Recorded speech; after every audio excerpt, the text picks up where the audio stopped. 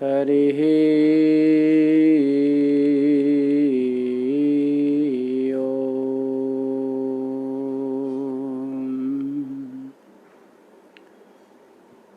मङ्गलं भगवान् विष्णु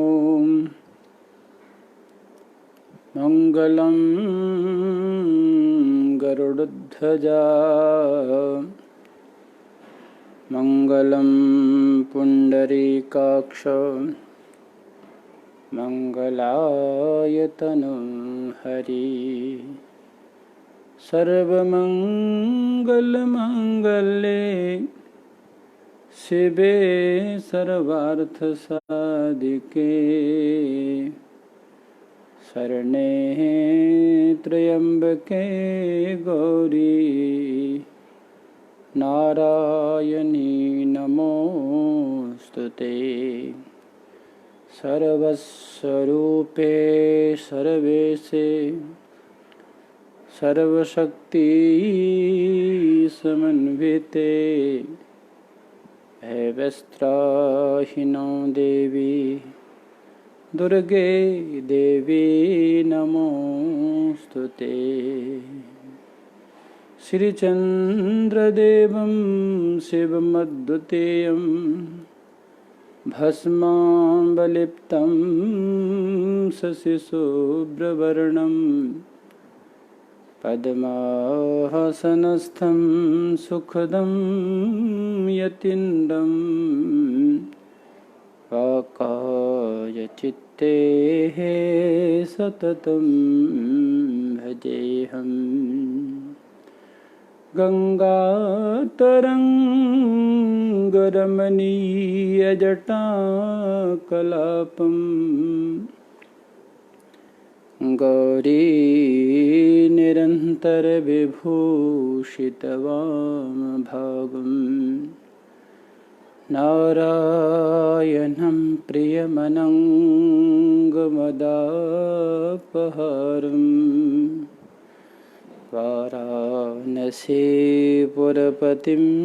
भज विश्वनाथं वाराणसीपुरपतिं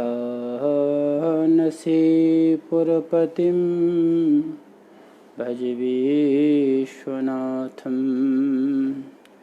और सतगुरुदेव भगवान की जय। सभी के अंतस्थ विराजमान परमपिता परमात्मा को वंदन है। उस परम परमेश्वर प्रभु परमात्मा को प्रणाम करते हुए हम लोगों का जो विगत कई दिनों से यह श्राद्ध पक्ष को लेकर के चर्चा चल रही है और जिसमें विभिन्न प्रकार के प्रमाणों से विभिन्न प्रकार के शाब्दिक अर्थों से हम श्राद्ध क्यों करना चाहिए और श्राद्ध करने का महत्व क्या है और श्राद्ध ना करने से हानि क्या होती है, इन सभी विषयों पर चर्चा कर रहे हैं। हम बड़े सौभाग्यशाली हैं कि हमारे परम श्रद्धेय प्रातः स्मरणीय पूज्यपाद वेद दर्शनाचार्य श्री सतगुरुदेव भगवान श्री स्वामी गंगेश्वरानंद जी महाराज, जिनको हम लोग वेद दर्शनाचार्य कहते हैं, क्योंकि उन्होंने वेद के साक्षात दर्शन किए। वेद के साक्षात दर्शन करने का मतलब है कि वेद का जो ज्ञान है उस ज्ञान को अर्जित किया और फिर हम सब तक पहुंचाया। ये जो प्रकरण वर्तमान में श्राद्ध पक्ष को लेकर के चल रहा है कि श्राद्ध करना चाहिए या नहीं करना चाहिए और उसके क्या क्या लाभ हो सकते हैं, क्या क्या हानियाँ हो सकती हैं, ये भी पूज्य सतगुरुदेव भगवान की ही कृपा है कि उनके द्वारा प्रदत्त यह ज्ञान हम सब तक पहुंचा है। तो कल हमारी चर्चा ये थी कि जो शुक्र संबंध होता है, यानी जो वीर्य का संबंध होता है, वो क्या होता है कि 6 पीढ़ियों तक चलता है और 6 पीढ़ियों तक श्राद्ध करने का फल भी बताया गया है।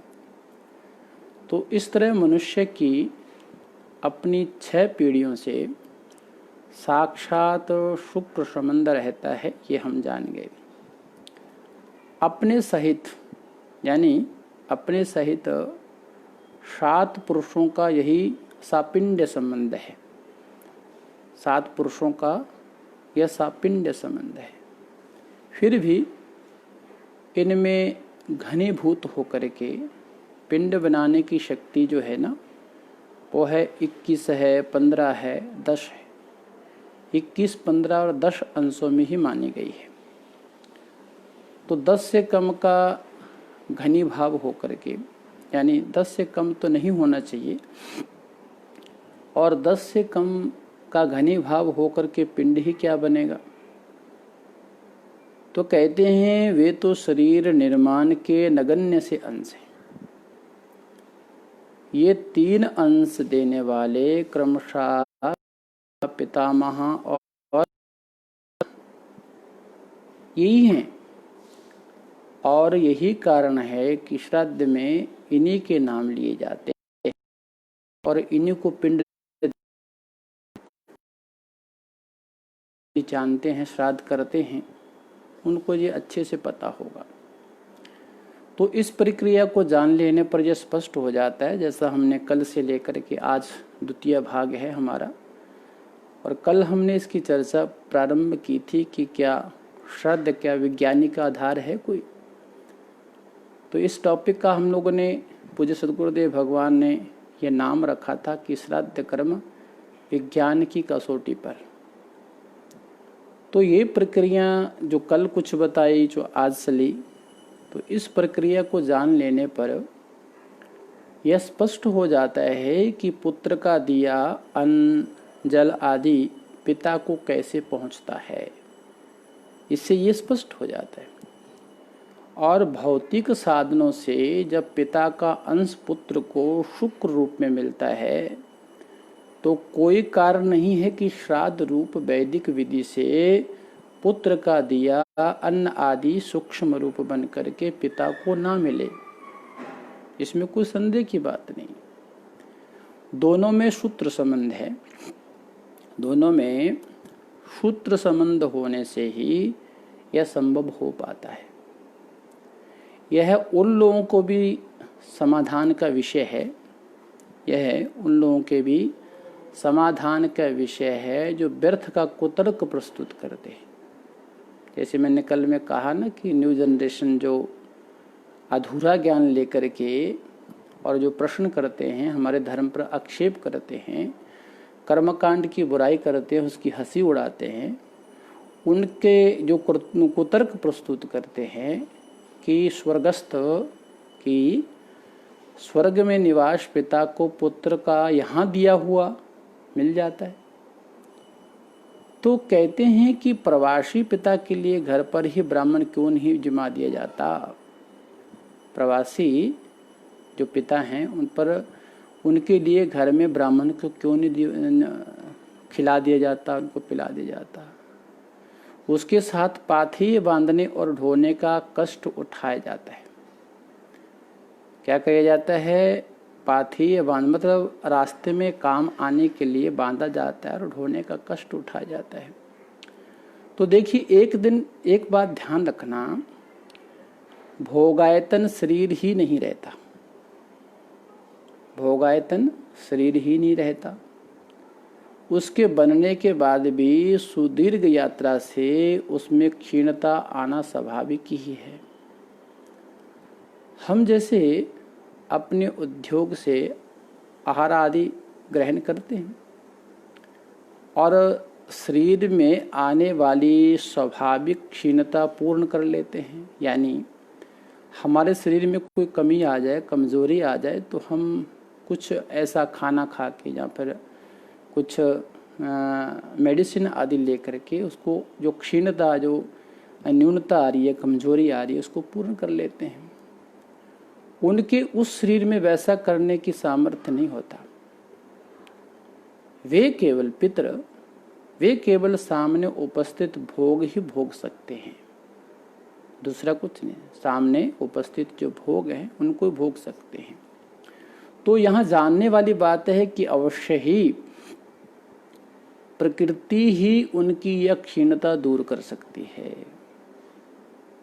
वायुमंडल भूत सूक्ष्मों को उस शरीर से चिपका कर उसे शक्ति दे सकता है, पर उसमें भय यह है कि यदि वायुमंडल की यात्रा या मात्रा बढ़ जाए तो चंद्रांश मन उससे आक्रांत हो दब जाता है, फिर उसकी चंद्राभिमुख गति रुक जाएगी।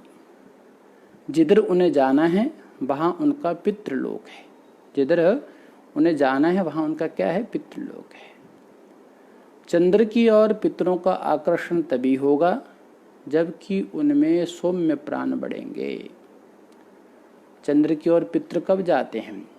तो पितरों का चंद्र की ओर आकर्षण तब बढ़ेगा, उधर तब वो जाएंगे जबकि उनमें सौम्य प्राण बढ़ जाएंगे तब। कारण क्या है?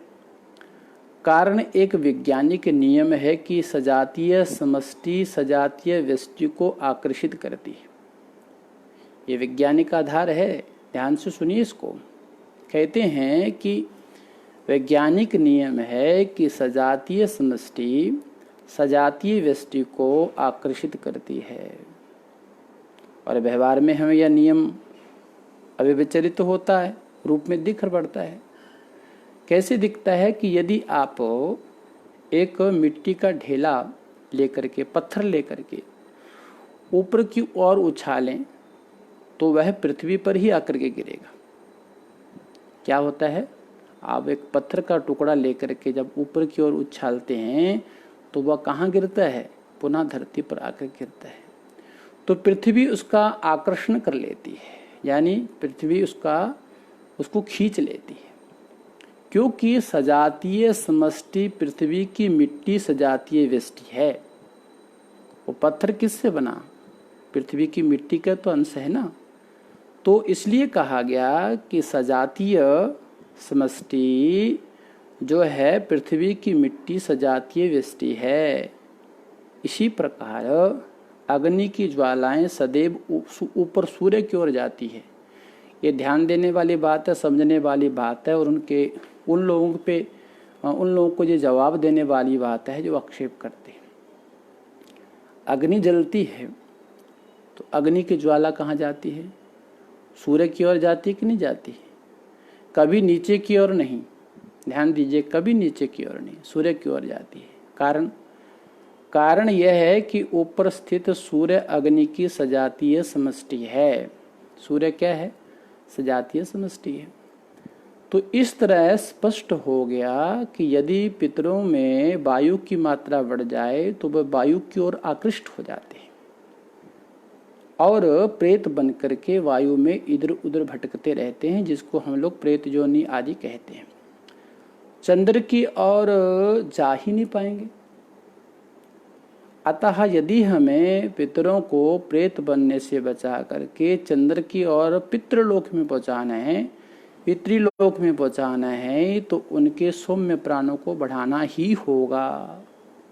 अगर उनके सौम्य प्राण बढ़े नहीं हैं तो वो नहीं जा पाएंगे।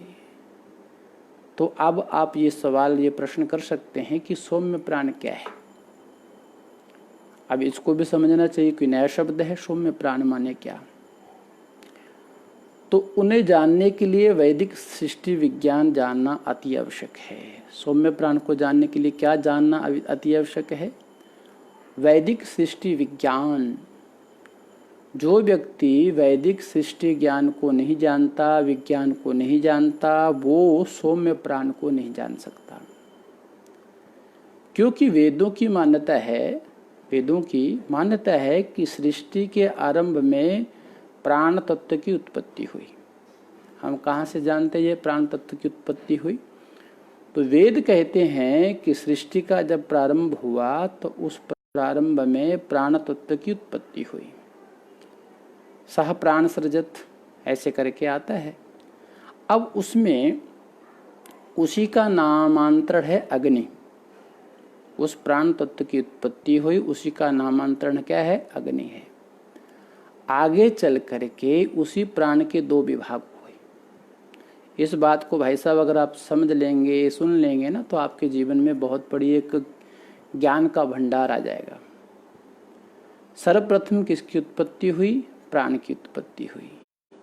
उस प्राण का नामांतरण हुआ अग्नि, और आगे चल करके उसी प्राण के दो विभाग हुए। कौन कौन से? भृगु और अंगिरा। क्या हुए? भृगु और अंगिरा। भृगु प्राणों का अपर नाम है सौम्य प्राण। भृगु प्राणों का अपर नाम है सौम्य प्राण। तो अंगिरा प्राणों का नामांतरण है आग्नेय प्राण। ध्यान दीजिएगा, भृगु प्राणों का अपर नाम है सौम्य नाम, और अंगिरा प्राणों का नामांतरण है आग्नेय प्राण। पीछे चल करके क्रमशः इन्हीं की दो संतानें हुई, जिसके नाम है अन्न भोग्य सोम और अनाद भोक्ता अग्नि। फिर बोल दूं एक बार, इन्हीं के दो संतानें हुई और जिनके नाम है अन्न। अन्न मतलब भोग्य सोम, और फिर दूसरा है अनाद। अनाद मतलब भोक्ता अग्नि। तो इसे समझने के लिए, इनको समझने के लिए लौकिक स्थूल अग्नि का दृष्टांत लेना पड़ेगा। जब तक लौकिक स्थूल अग्नि का दृष्टांत नहीं समझेंगे तब तक ये बातें भी समझ में नहीं आएगी। तो देखिए, ध्यान दीजिए कि जब अग्नि प्रज्वलित होती है, उसको जलाया जाता है, तो उसके दो विभाग हो जाते हैं। क्या हो जाते हैं? दो विभाग। प्रैक्टिकली बात है ये, इसको आप अन्यथा मत लीजिए और इसको समझने का प्रयास कीजिए और प्रैक्टिकल करके देखिए। जब आप अग्नि जलाते हैं तो अग्नि के दो विभाग हो जाते हैं। पहला क्या है? पहला विभाग है ज्वाला, और दूसरा विभाग है अंगार। एक तो ज्वाला में होती है, एक अंगार बन जाती है। तो दो विभाग हो गए। ज्वाला ही भृगु है। ज्वाला क्या है? ज्वाला ही भृगु है, और जबकि अंगार मतलब अंगिरा। ज्वाला क्या है? भृगु है। अंगार मतलब अंगिरा। निरुक्त में कहा गया है अर्चिषु भृगु संभोव अंगराशिषु अंगिरा। क्या कहा गया है? निरुक्त में कहा गया है अर्चिषु भृगु संभोव अंगारेषु अंगिरा। ये ज्वालाएं ऊपर की ओर जाती है और प्रकाश देती है। कहाँ जाती है? ऊपर की ओर जाती है और प्रकाश देती है। ये दाहक नहीं है, शांत है। ये क्या है? दाहक नहीं है, शांत है। अतएव उन्हें सौम्य प्राण कहना होगा। क्या कहना होगा? सौम्य प्राण। इसके विपरीत अंगार। अंगार क्या करते हैं? दाहक हैं। अंगार के हैं? दाहक हैं। तो उनको अग्नेय प्राण कहा जाएगा। क्या कहा जाएगा? अग्नेय प्राण। तो वैदिक मान्यता के अनुसार यही दोनों प्राण अग्नि और सोम बन करके सारा सृष्टि चक्र चलाते हैं। क्या चलाते हैं? सारा सृष्टि चक्र चलाते हैं। आर्द्रता, मृदुता, सौम्य, ये प्राणों का परिचायक है। क्या है? ये प्राणों का परिचायक है। जबकि शुष्कता और कठोरता आग्नेय प्राणों का चिन्ह है। प्रत्येक पदार्थ की उत्पत्ति अग्नि में सोम की आहुति से होती है। जब तक अग्नि में सोम की आहुति नहीं देंगे तब तक किसी चीज की उत्पत्ति नहीं हो सकती। अब कैसे भाई? तो हम लोग किसान हैं, तो किसान का ही कृषि का उदाहरण ले लेते हैं। क्या लेते हैं? कृषि का उदाहरण। इसको समझो, ध्यान दो इस बात पे। कृषि का उदाहरण लेते हैं तो उसमें क्या होता है? पृथ्वी में कर्षण करने, हल जोतने से उसके ऊपर का आवरण हट जाता है। जब किसान हल जोतता है ना, तो उसका जो ऊपर का आवरण है वो हट जाता है, और उसको जो किसानी करते हैं वो जानते हैं कि उसको 3 अंगुल तक खोदा जाता है, यानी ये 3 अंगुल गहराई तक उसको खोदा जाता है, जिससे अग्नि संपर्क प्राप्त हो जाता है। 3 अंगुल नीचे जाने के बाद अग्नि का जो संपर्क है वो प्राप्त हो जाता है। इसी के प्रतीक रूप से यहाँ इसी के प्रतीक रूप में यज्ञ वेदी की निर्माणार्थ भूमि भी 3 अंगुल तक ही खोदी जाती है। यज्ञ करते हैं उनको ये पता है, जो हमारे विप्रगण हैं, देवतागण हैं, ब्राह्मण हैं, उनको पता है कि जब यज्ञ की वेदी बनती है तो यज्ञ की वेदी बनाने के लिए भूमि भी 3 अंगुल तक नीचे खोदी जाती है। कारण 3 अंगुल के बाद अग्नि संबंध प्रारंभ हो जाता है। भारतीय किसान भले ही वेद नहीं पढ़ा है, भारतीय किसान भले ही वेद नहीं पढ़ा और बहुत से पढ़े भी हैं, पर कुछ लोग हैं जिन्होंने भले वेद का ज्ञान नहीं है, फिर भी उनकी सारी जो क्रियाएं हैं ना वो वैदिक नियमानुसार ही होती है। ये डंके की चोट पर कहा जा रहा है, आप इसको चैलेंज समझ सकते हैं, इसको आप इनकार नहीं कर सकते, इसको आपको मानना पड़ेगा। भले वेद का ज्ञान नहीं है, भले वेद की प्रक्रिया को नहीं जानते बेचारे, जो हमारे सम्मानित किसान हैं, जो अन्नदाता कहे जाते हैं, उनकी प्रत्येक क्रिया वैदिक क्रियाओं के अनुसार होती है, वैदिक नियमानुसार ही होती है। और यही वास्तव में भारतीय संस्कृति है। भारतीय संस्कृति, भारतीय संस्कृति, भारतीय संस्कृति, इनको यही नहीं पता भारतीय संस्कृति होता क्या है, और बस हल्ला करने, देश को बर्बाद करने की बात करनी। आज हमारा अन्नदाता इतना दुखी है, इतना उस पर कष्ट है, उनको तो कोई देखता नहीं, बस बड़े बड़े महलों में बैठ कर के बस किसानों को दबाने का प्रयास हो रहा है। पर इनको ये समझ लेना चाहिए कि अन्नदाता के साथ में भगवान हमेशा खड़े रहते हैं। अन्नदाता कभी भी उसको भगवान ने, अन्नदाता को भगवान ने ऐसी शक्ति दी है कि वो देता ही रहता है, वो देता ही रहता है। वो कभी ये नहीं सोचता कि मैं दान दूं। खेती करता है, भले उसको नुकसान हो जाए, भले उसका फायदा हो जाए, फिर भी वो देता है, देता है, देता है।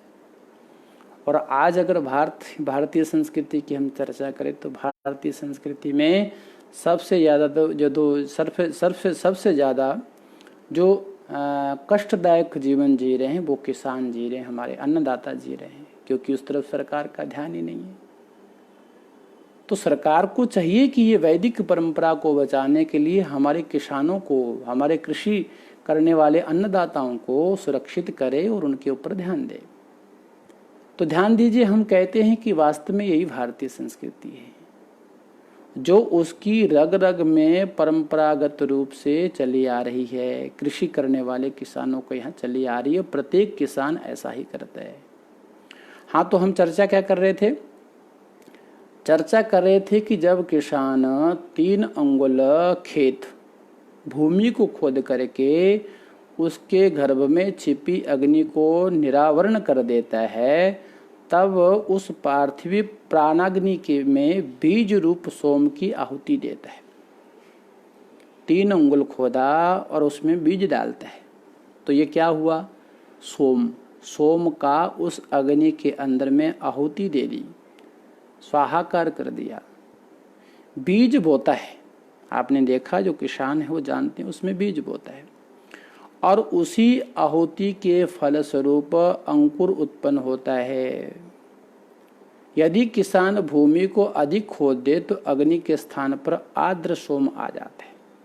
इसलिए किसानों को पता है कि भूमि को कितना खोदना चाहिए। किसानों को पता है कितना खोदने के बाद अग्नि का तत्व प्राप्त होता है। अगर उससे अधिक खोद देते हैं तो क्या हो जाता है? आर्द्र सोम आ जाता है। कुआं है या और अन्य तालाब है आदि खोदने पर स्पष्ट ही जलधारा फूट निकलती है। आपने देखा होगा ना, जितनी गहराई में जाते हैं तो जल निकलता है। जल सोम का मूर्त रूप है। जल क्या है? सोम का मूर्त रूप है। इसलिए पृथ्वी अधिक नहीं खोदी जाती, पृथ्वी को अधिक नहीं खोदा जाता। यदि अधिक खोदी जाए तो अग्नि में सोम की आहुति नहीं होगी, ना दे पाएंगे। फलता अगर उसमें सोम में अग्नि में सोम की आहुति अगर नहीं दे पाएंगे तो फलता अंकुर भी नहीं फूटेंगे, किसी चीज की उत्पत्ति भी नहीं होगी। तो अब जब बीज में अंकुर फूट करके बाहर आ गए, ध्यान दीजिए कृषि परंपरा को कैसे समझा जाता है। जब उसमें 3 अंगुल जमीन खोदा, अग्नि है, अग्नि में सोम रूप बीज का आहुति दे दी, उसके बाद में अंकुर आ गए, यानी थोड़ा सा धरती से बाहर वो अंकुरित हो गए। अब जब बीज अंकुर फूटकर बाहर आ गए, तब यदि उस पर आग्नेय प्राण सूर्य की किरणें बल पकड़ ले तो उसमें भी सौम्य प्राणों का अभिभव नाश हो जाएगा और अंकुर क्या हो जाएंगे, सूख जाएंगे। इसलिए किसान सूर्य की किरणों से बचाने के लिए अपनी खेती की बड़ी अच्छे से सुरक्षा करते हैं। इसलिए उसे मूर्त सोम जल दिया जाता है ताकि उस सूर्य की किरणों से ये सूख ना जाएं। इसलिए उसको क्या किया जाता है, मूर्त सोम जल दिया जाता है। क्या इसको आप लोग समझ पा रहे हैं कि नहीं पा रहे? उसको जल दिया जाता है, क्या ही भगवान की लीला नहीं? उस अंकुर में जल का संपर्क होने का ही यह प्रभाव है कि आग्नेय प्राण सूर्य उसे एकदम ऊपर नहीं खींच पाते। जब खेती में जल चला जाता है तो सूर्य की किरणें उसको सुखा नहीं पाती, सोख नहीं पाती, उसका संपर्क हो जाता है। तो पार्थिव अग्नेय प्राण एकदम नीचे भी नहीं खींच पाते, नीचे भी नहीं खींच पाते, ऊपर भी नहीं खींच पाते। तो दोनों का आकर्षण संतुलित रूप में बना रहता है। हाँ, एक चीज का ध्यान देना है कि पार्थिव अग्नेय प्राणों के समित आकर्षण से पृथ्वी में वृक्षों की जड़ें फैल जाती है। इधर उधर वृक्षों को देखा होगा, फैल जाते हैं, तो उसमें बद्धमूल हो जाती हैं। तो ऊपर के आग्नेय प्राणों के आकर्षण से वह ऊपर जाने लगता है, बढ़ने लगता है, और फलस्वरूप वही अंकुर पौधा, वृक्ष, साखी, पुष्पित, फलित महावृक्ष बन जाता है। यह सारी अग्नि सोम की ही माया है। किसकी माया है? अग्नि सोम की माया है। अंततः अब हम ये समझें कि मनुष्यादि मैथुन सृष्टि की भी उत्पत्ति योषा रूप अग्नि में पुरुष के शुक्र रूप सोम की आहुति से होती है। मैथुन सृष्टि, जो पुरुषादि, जो मनुष्यादि पैदा होते हैं, उनके बारे में भी जानना चाहिए। तो ये समझ पाते हैं कि मनुष्यादि जो मैथुन सृष्टि की भी उत्पत्ति योषा रूप अग्नि में पुरुष के शुक्र रूप सोम की आहुति से होती है। तो इस प्रकार ये स्पष्ट है कि वैदिक दृष्टि के अनुसार सारा जगत अग्नि सोम से उत्पन्न होकर के अग्नि सोमात्मक ही है, अग्नि सोमात्मक है। इसी प्रकार जठराग्नि आपने जानते हैं, जिसकी जठराग्नि मंद हो जाए तो वो व्यक्ति का खाना नहीं पचता या फिर वो बीमार हो जाता है। तो कहते हैं कि देखो, मैं इसलिए बोलता हूँ कि हम अपने शास्त्रों की तरफ ध्यान देंगे ना तो हमको बड़ी अच्छी अच्छी बातें समझ में आएंगी और हम समझ पाएंगे। अगर हम शास्त्रों को देखेंगे नहीं तो फिर भाई साहब मैं क्या कर सकता हूँ, मैं क्या कहूँ, हमारा पतन तो होना ही होना है। अब देखिए, इसी प्रकार जठराग्नि में भोजन रूप सोम के होम से हमारा जीवन चलता है। जो भोजन हम खाते हैं, अगर उसको जठराग्नि ना पाले, उसको ना पचाए तो अपच हो जाएगा भाई साहब। और जब उस भोजन को पचेगा ही नहीं, उस भोजन का रस ही नहीं बनेगा तो हम चलेंगे कैसे? खत्म जीवन, जीवन नहीं चल सकता। इसलिए उसको प्राप्त करने के लिए जठराग्नि में हम भोजन रूपी आहुति डालते हैं और वो फिर उस सोम से हमारा जीवन चलता है। भक्ष्य में पार्थिव अंश अधिक होता है, जो हम भोजन करते हैं भक्ष्य पदार्थ में पार्थिव अंश अधिक होता है, और सोमांश क्या होता है, वो कम होता है, सोम अंश कम होता है। इसलिए जल रूप सोम मंत्र से उसकी पूर्ति की जाती है। हम भोजन करने के बाद में पानी पीते हैं ना, जल पीते हैं ना, तो उसकी पूर्ति के लिए हमको ऊपर से जल ग्रहण करना पड़ता है। बार बार जल पीना पड़ता है। लकड़ी है, कोयला है, तेल है आदि से चलने वाले यंत्रों में भी यही सोम आहुति की प्रक्रिया काम करती है, यानी दोनों उसके लिए अति आवश्यक है। तो इस तरह यह स्पष्ट है कि सृष्टि का सारा व्यापार अग्नि होमात्मक है। कुछ तत्व अग्नि प्राण है तो कुछ हैं सोम प्राण। कुछ क्या हैं, कुछ हैं अग्नि प्राण है तो कुछ है सोम प्राण। तो सारे तेजस पदार्थ अग्नि तत्व हैं। सारे तेजस पदार्थ जितने भी हैं वो क्या हैं, अग्नि तत्व हैं। उन सभी में क्या समाया हुआ है, अग्नि तत्व समाया हुआ है। धान्य वनस्पति आदि में भी यह अग्नि सोम तत्व भाव चलता ही है।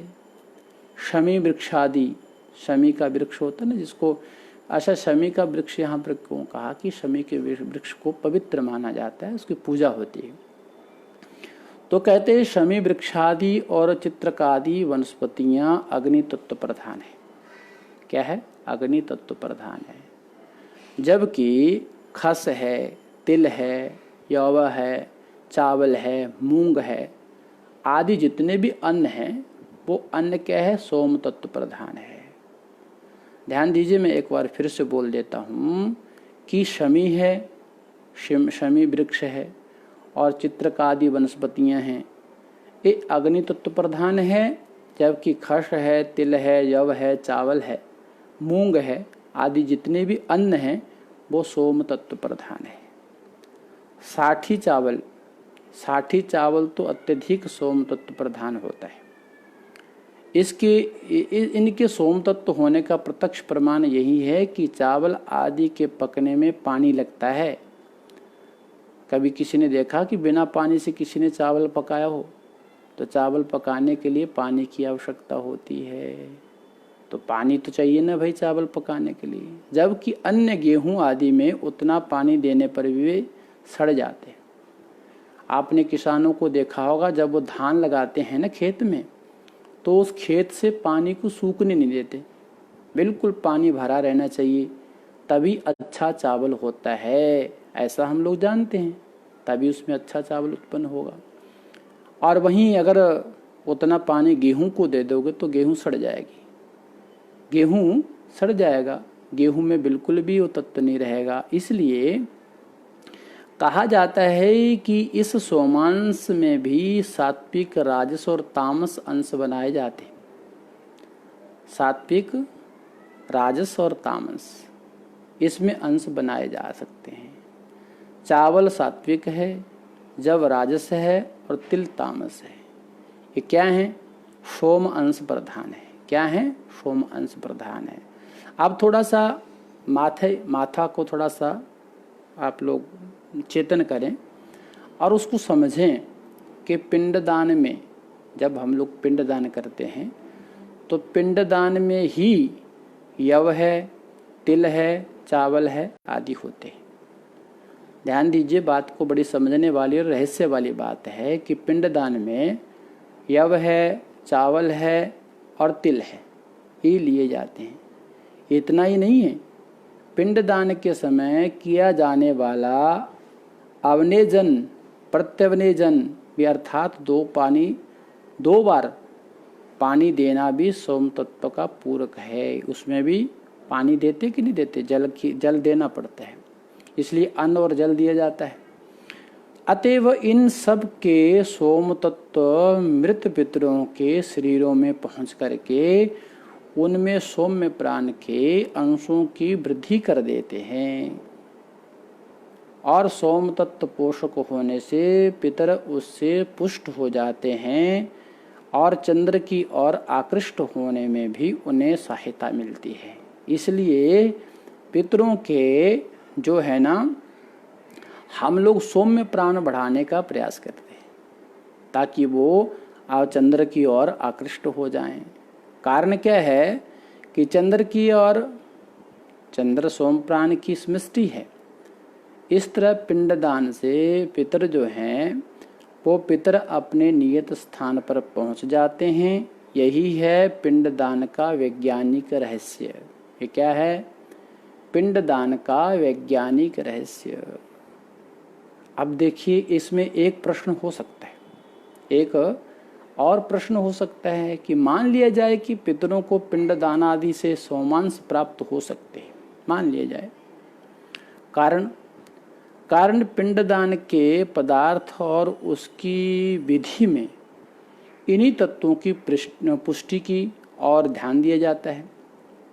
ये सब ध्यान देते हैं ना कि कैसे पुष्टि हो, कैसे उसका वो हो, तो सब लोग इसी तरफ ध्यान देते हैं। तो इसमें देखने वाली बात है, देखिए प्रश्न तो होने ही चाहिए। अगर प्रश्न नहीं होंगे तो फिर गड़बड़ हो जाता है। तो हम ध्यान देते हैं कि देखो उन्हीं तत्वों की पुष्टि की ओर ध्यान दिया जाता है, पर वे मृत व्यक्ति को मिल कैसे पाते हैं, ये प्रश्न है। वो मृत व्यक्ति को मिल कैसे पाते हैं, उनने या फिर ये समझे कि वो कैसे वहाँ तक पहुँचते हैं, भाई कैसे प्राप्त होते हैं। उन्हें पर तो है नहीं और ना कि उठा करके पितरों को देने आने वाला दिखता है।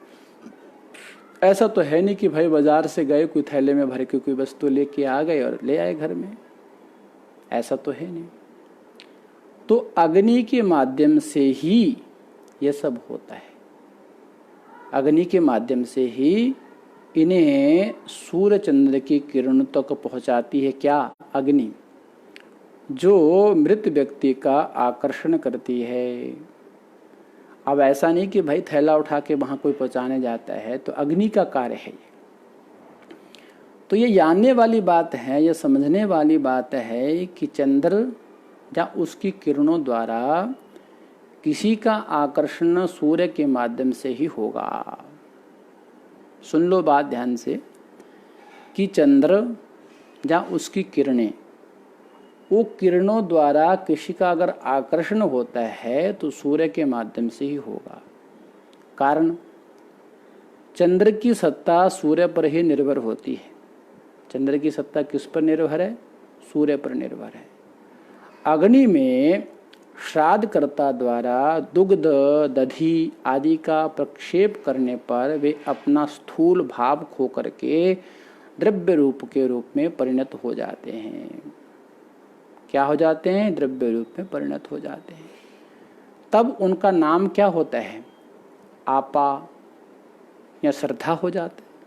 आपा या श्रद्धा हो जाता है। इन्हीं आपा या श्रद्धा को सूर्य किरणें ऊपर ले जाती है और चंद्र किरणों के माध्यम से मृत जो पितर हैं उन तक पहुंचा देती है, उनका दिव्य शरीर बना देती है। तो अग्नि से सूर्य किरणों का संबंध इसलिए जुड़ता है कि सूर्य समष्टि आग्नेय प्राण है। सूर्य क्या है? सूर्य जो है समष्टि आग्नेय प्राण है, जबकि अग्नि व्यक्ति आग्नेय प्राण, जैसा कि शतपथ ब्राह्मण में कहा गया है। वे क्या कहते हैं कि तेवा एते प्राणा एव यदग्नया। शतपथ ब्राह्मण 2:2:2:19 में कहा गया है कि तेवा एते प्राणः एव यदग्नयः। सजातीय समष्टि सजातीय वृष्टि का आकर्षण करती है, जैसे हमने पूर्व में बात की थी। तो यह नियम आप जानते ही हैं। इस तरह है अग्नि के माध्यम से, इस सौम्य अग्नि के माध्यम से इस सौम्य पदार्थों का पितरों तक पहुंचना सुस्पष्ट हो जाता है। तो अब इसमें इतनी बात सुनने के बाद किसी को यह संदेह नहीं रहना चाहिए कि भाई हमारा दिया हुआ अन्न जल पितरों तक कैसे पहुंचता है। अब इतना समझाने के बाद, इतना बोलने के बाद भी अगर आपकी बुद्धि वहीं फंसी रहेगी कि भाई वहाँ तक कैसे पहुँचता है, तो मुझे नहीं लगता फिर आपको कभी इस जीवन में समझ में आएगा। आप नहीं समझ पाएंगे कभी भी कि इस जीवन में आपको ये समझ में नहीं आएगा कि पितरों तक हमारा दिया हुआ अन्न जल कैसे पहुँचता है। तो इसको समझने के लिए आज के दृष्टांत को और दूसरों को भी सुनाएं, आगे भी शेयर करते चले जाएं, ताकि ये ज्ञान का भंडार किसी दूसरे तक भी पहुंच जाए। तो जजमान अपने जीवन में अग्नि का आधान करने से उसका पिता बना था। जो जजमान है ना, जजमान अपने जीवन में अग्नि का आधान करने से उसका पिता बना था। और वही जजमान की परलोक यात्रा के समय इन सौम्य वस्तुओं के प्रापन द्वारा दिव्य शरीर धारण करवा करके उसका पिता बन जाता है। शतपथ और ऋग्वेद के वचन इसी का संकेत करते हैं।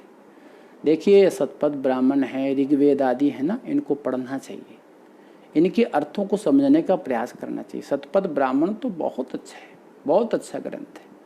इसका स्वाध्याय करने से आपको भारतीय संस्कृति की पूरी झलक दिखाई देगी।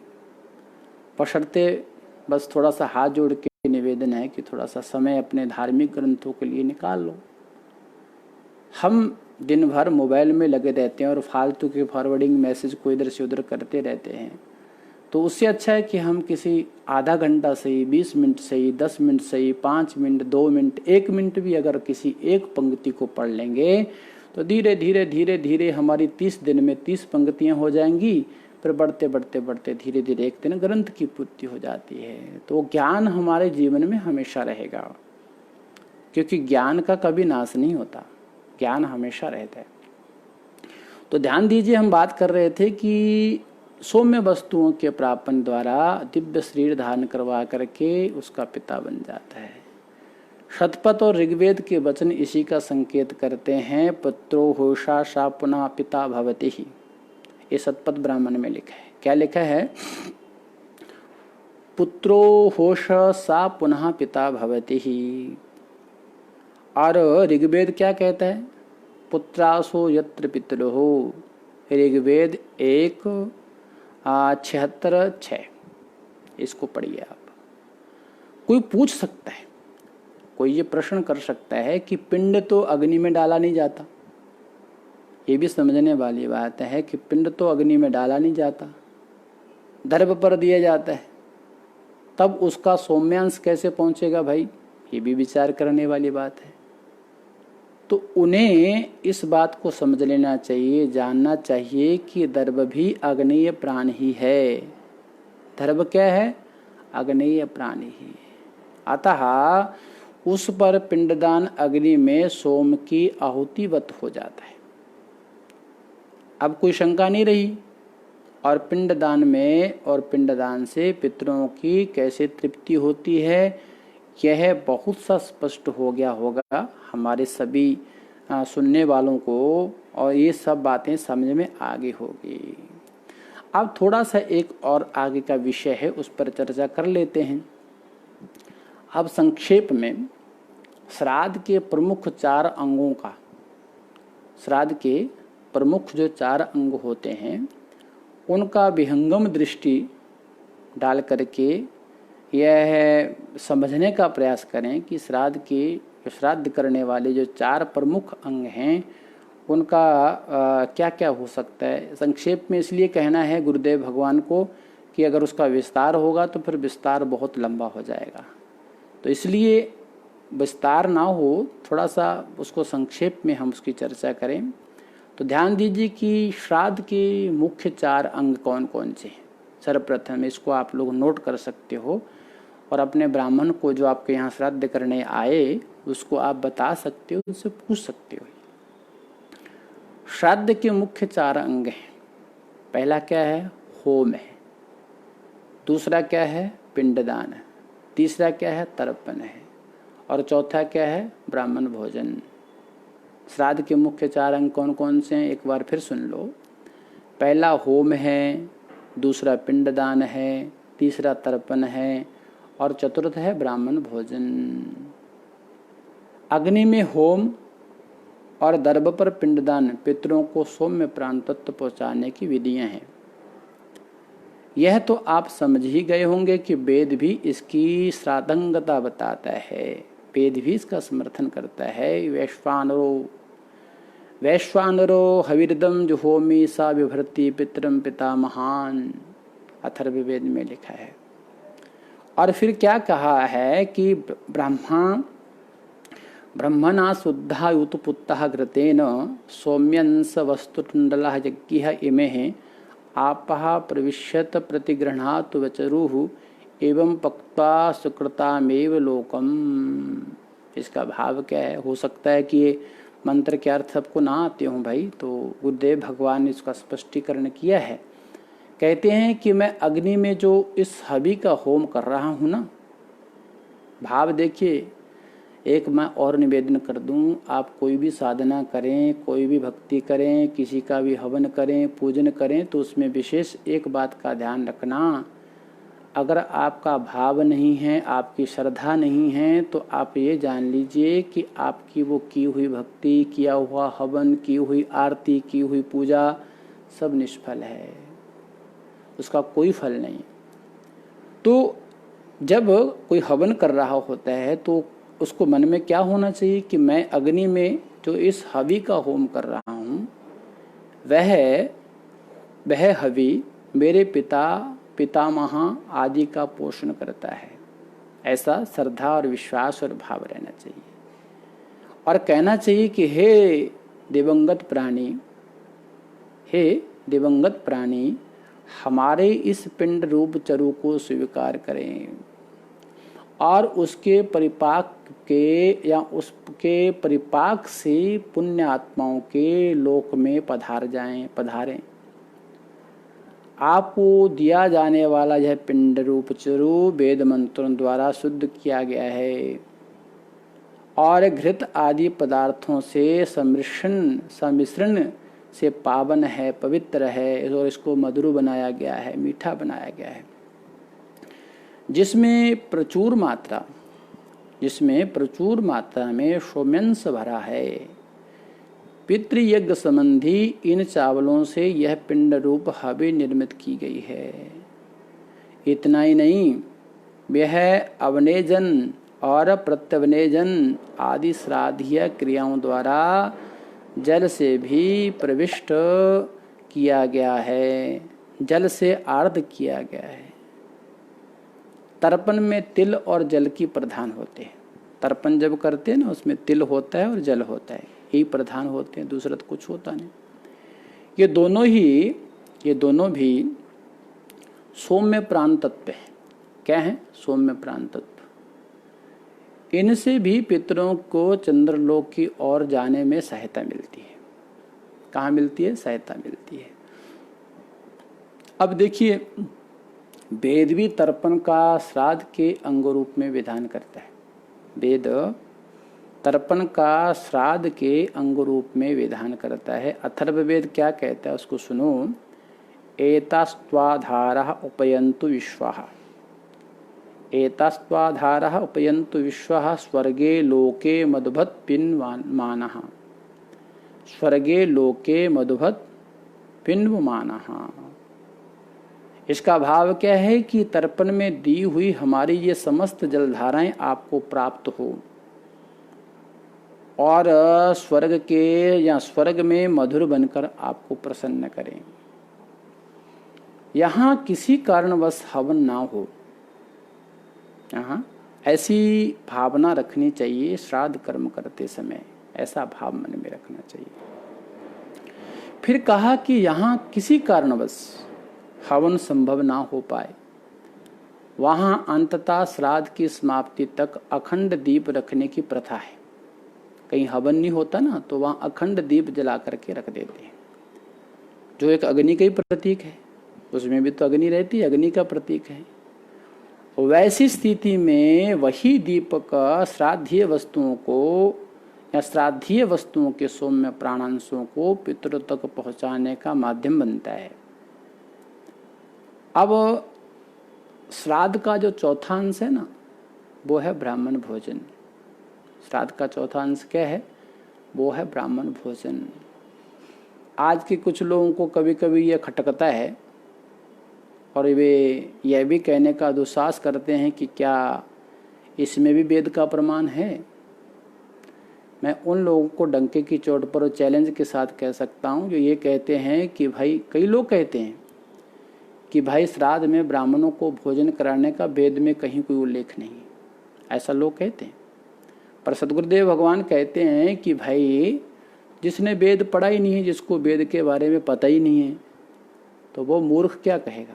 यही तो कहेगा ना कि इसका प्रमाण वेद में नहीं है, क्योंकि सबका आधार वेद है।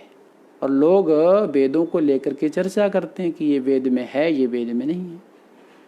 तो कहते हैं, खटकता है उनको कि वो दुस्साहस भी कर देते हैं कि भाई वेद में है, क्यों नहीं है? अवश्य है, वेद में है इसका प्रमाण कि ब्राह्मण भोजन कराना चाहिए। अथर्ववेद पढ़ो, आपको समझ में आ जाएगा। उसमें क्या लिखा है?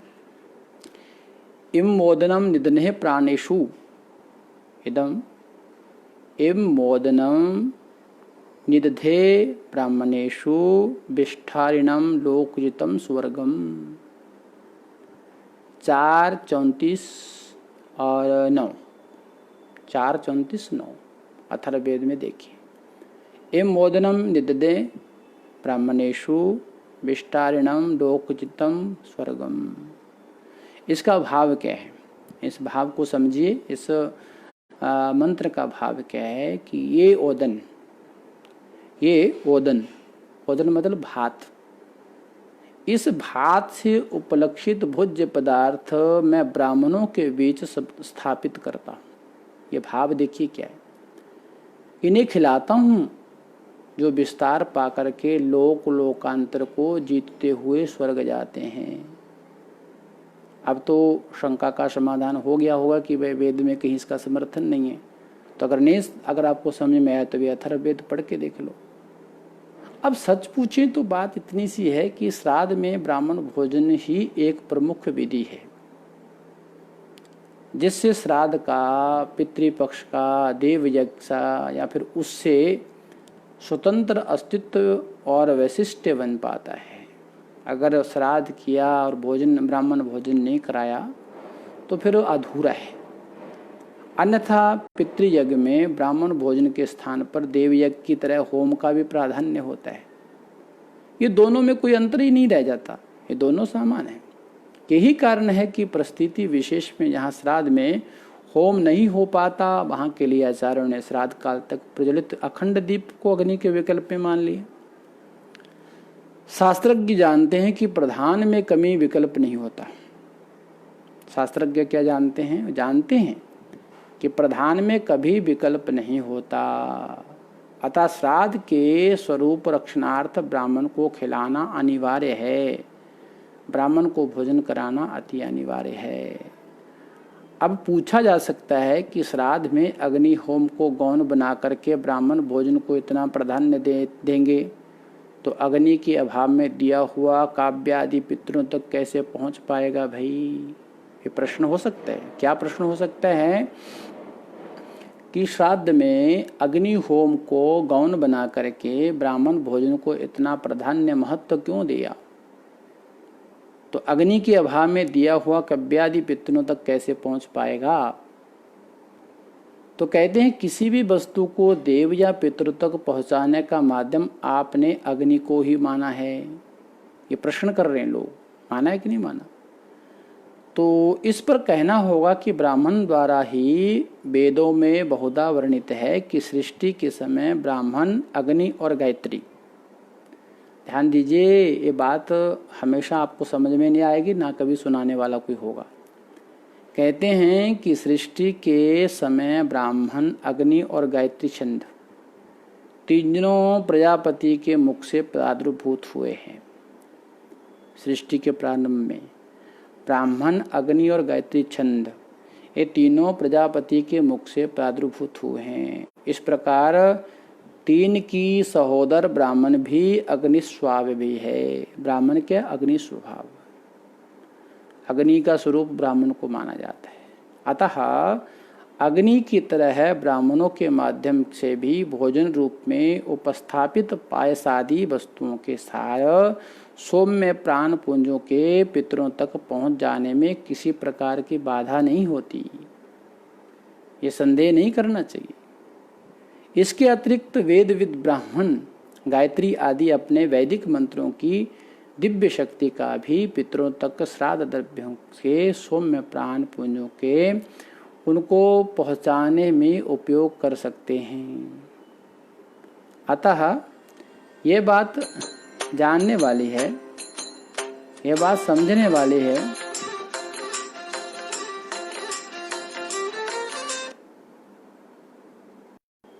अतः ये बात समझने वाली है। तो इन सभी बातों को जो चर्चा अभी हम लोगों ने की है, तो प्रमाणित हुआ कि विधिवत प्रत्यक्ष अग्नि में या ब्राह्मण की जठराग्नि में होम करने में कोई अंतर नहीं है। विनोद की भाषा में त्यागी, संयमा और लक्ष्मी सपत्नी सरस्वती के वरद पुत्र ब्राह्मण की जठराग्नि सामान्यतः विषय लोलुप असंयमी संपन्न लोगों की अपेक्षा प्रचंड प्रदीप्त रहती है। फिर यह पितरों तक पुत्रादि प्रदत्त श्राद्ध को पहुंचाने का क्यों न माध्यम बने। तो जानने वाली बात है, समझने वाली बात है कि जो ब्राह्मण होते हैं